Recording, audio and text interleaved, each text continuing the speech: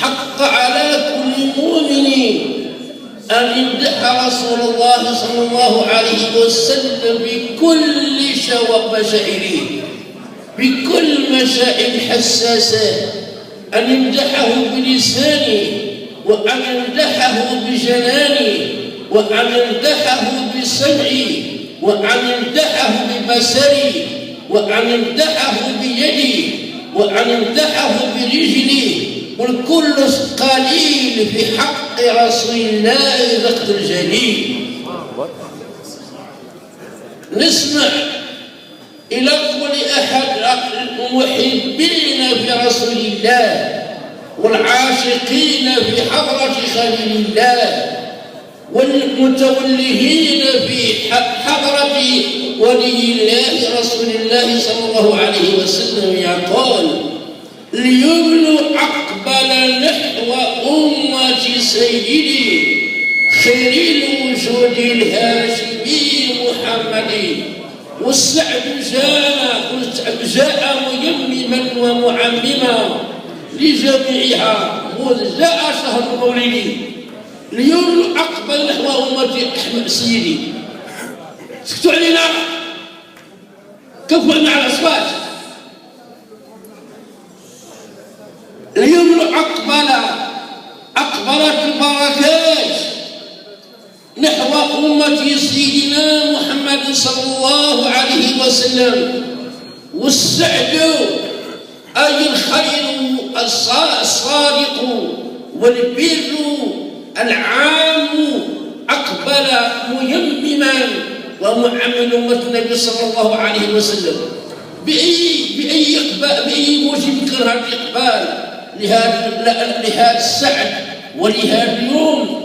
كان بشهر مولده صلى الله عليه وسلم، وانتهت هذا المولد شهر مولد الرسول صلى الله عليه وسلم، شهر تجديد بركات أمة رسول الله، وشهر تجديد قوة إيمان أمة رسول الله، وشهر تجديد قوة إسلام أمة رسول الله، وشهر تجديد قوة علم أمة رسول الله. باليوم وليكفر من يكفر، ومن كفر النار ومصره العواد، وما لنا إلا رسول الله، من إلا رسول الله، ما كان غير صلى الله عليه وسلم. يجب النشاط.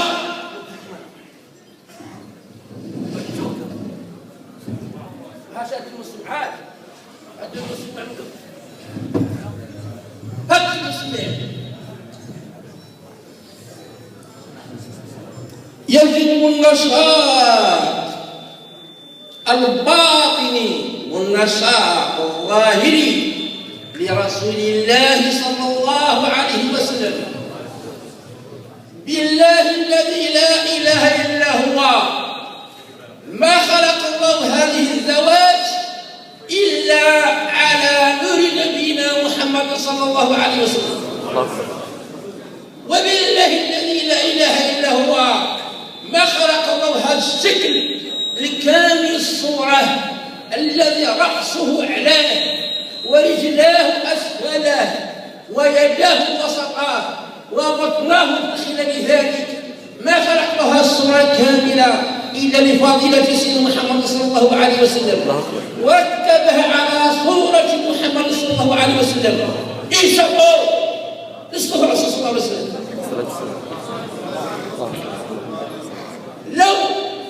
لو مدح الرسول الحائط حقره بيده. وما من حيوان ولا جمال إلا هو يفرح برسول الله صلى الله عليه وسلم، لأنه وقاية المتوقع ونجاة الناجي وتخلص المخلص بالرسول صلى الله عليه وسلم. نفرح بالرسول صلى الله عليه وسلم، ولا تسمع إلى هذا الميلاد من جعل الله عليه من اللعنات. لا تسمع لهذا الميلاد من جعل الله عليه من اللعنات الذين سموا أنفسهم بالسلام، وما هو الله إلا كلام. عنك مدح الرسول صلى الله عليه وسلم، مدح الرسول صلى الله عليه وسلم حبل الإنسان الموجود بالعرش الفرس إلى أساس قلوب أمة النبي صلى الله عليه وسلم. نحن نمدح الرسول صلى الله عليه وسلم وإن الله سبحانه وتعالى مدح سيدنا محمد صلى الله عليه وسلم بقوله: أعوذ بالله من الشيطان الرجيم، بسم الله الرحمن الرحيم، يا أيها النبي إنا أرسلناك شاهدا ومبشرا ونذيرا وداعيا إلى الله بإذنه وسراجا منيرا.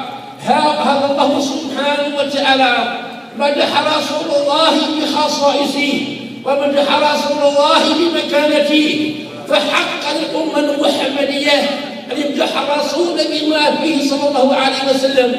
فنجاتنا برسول الله ورقينا برسول الله وسمونا برسول الله وإيماننا برسول الله صلى الله عليه وسلم.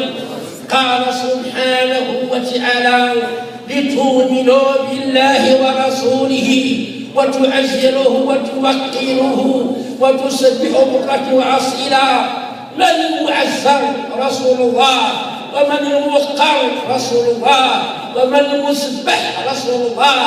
وهذه مدحات مدح الله باسم السادات نبينا محمد صلى الله عليه وسلم. نفرح برسول الله الجنة لمن أطاعه والنار لمن عصاه.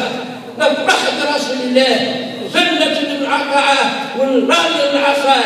الويل لا يمدح الرسول صلى الله عليه وسلم. ودمتم بخير. امين. كنتصل صلى الله أدلة واحد الحمل في الرسول على رسول الله وبس بها. ومرات تشوف واحد اكثر من هذه هذه الأخبار ومراه أخرى فوق هذه.